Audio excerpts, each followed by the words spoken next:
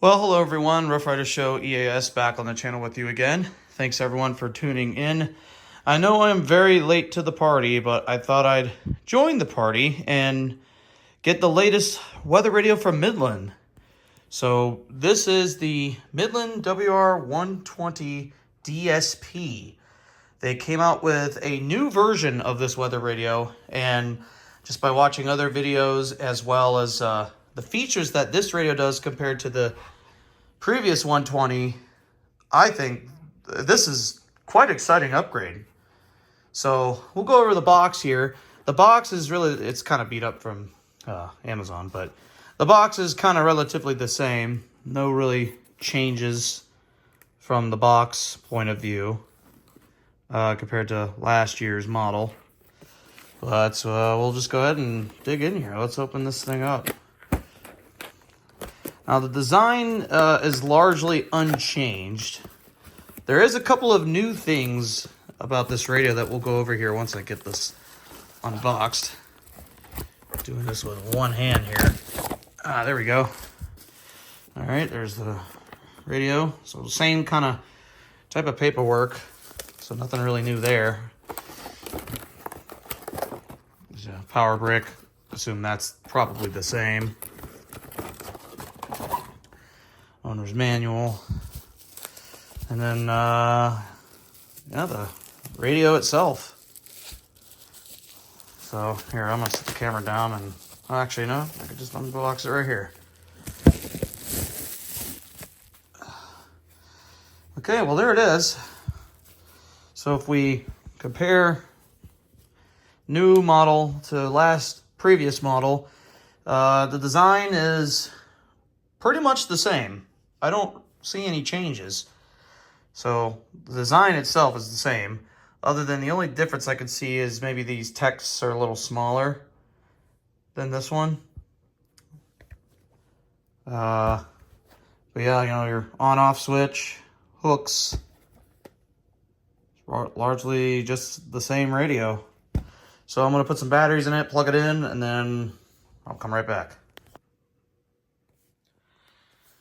Okay, so confirm DSP, select language, set location. I will do any. Set time, it's 6:55. Oh, oops. It was 86 degrees. Okay, now that we got both radios set up side by side, so the one here on the left is the previous generation, and this one is the new DSP model. And so like I said before, the design is pretty much the same, but the difference here is the features, and I think this is a huge welcome for us WR120 fans. So this one now features a selectable siren volume. So like, let's say if you're gonna have this radio in the bedroom, such as me,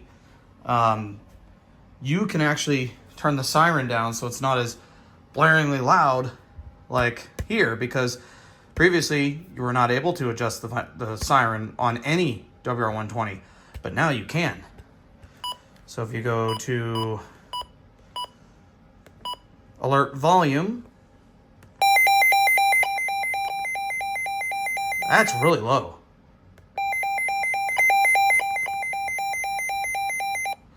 And the siren actually sounds a little deeper compared to this one. So like, I would say high volume is about the normal sound of the WR120. Medium is definitely lower. This one is 100% lower. But I'm going to keep it at regular because that's just me.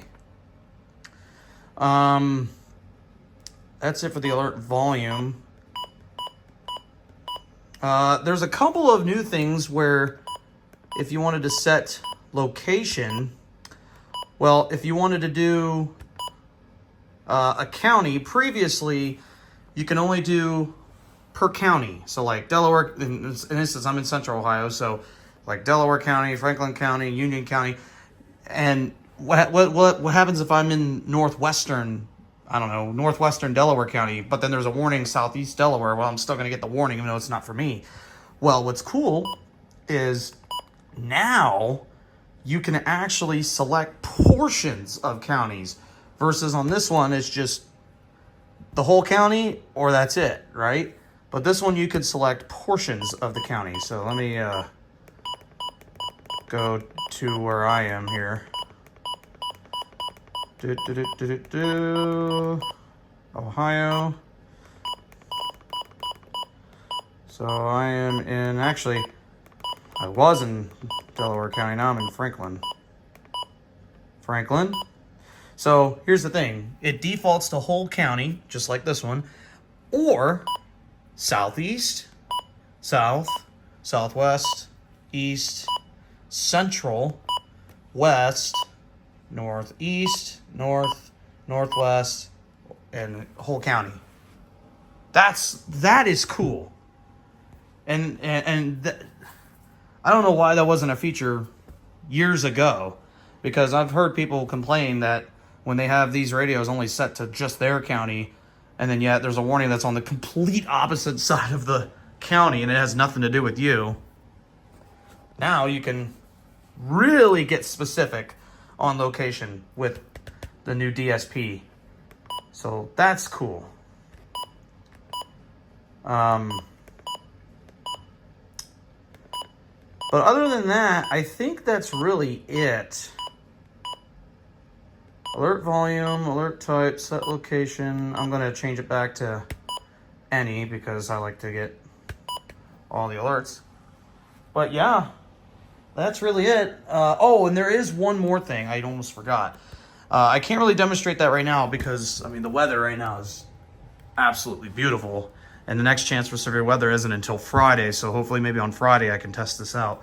But essentially, you know how on the WR120s, when you get a watch, right? You know, the watch light will come on, but then when you get a warning, the watch light automatically turns off, and then the warning light flashes, and it says whatever warning it is. And then when the warning's done, if the watch is still in effect, then it goes back to the watch light. Well, on this one, both lights stay on, which is insane, and it's cool. So, like, let's say you got a tornado watch, you know, the watch light will come on, and then if you get like a tornado warning or a severe thunderstorm warning, both lights will stay on. So instead of that one turning off and then the warning coming on, both lights will flash. And that's cool. So now you'll know that you're, not like it does a difference for the average consumer, but you'll still know you're under a watch even though you're under a warning at the same time. And advisory too. Because I've seen other videos where, you know, they got the required weekly tests, and then when the weather office decides to do weekly tests even on the day of severe weather, which ILN does, they do say if there's a threat of severe weather, they postpone the test. That has never happened. Even though there's a threat of severe weather, ILN still tones it no matter what. Although Cleveland, though, which is the next office up, Cleveland actually does postpone their test, but not Wilmington. They don't care. But the cool thing is if we get the required weekly test, the advisory light will stay on. And then if we get a watch or warning later in the day, then both of these lights, or all three lights, will stay on, really, until either the advisory or whichever one expires first, then the light will turn off. But that's a nice, cool feature. But like I said, I think my favorite is the alert volume, because the low volume on this thing is actually quite quiet. Like that wouldn't honestly wake me up. So that's why I just put it back on high volume, which is technically the default volume for every 120. But yeah, definitely worth it. So there's the newest radio from Midland added to the collection. And thank you guys so much for watching. And hopefully maybe we can demonstrate this radio in the real world where it's actually getting warnings and advisories and whatnot on Friday, hopefully. So thanks for watching, and we'll potentially see you Friday.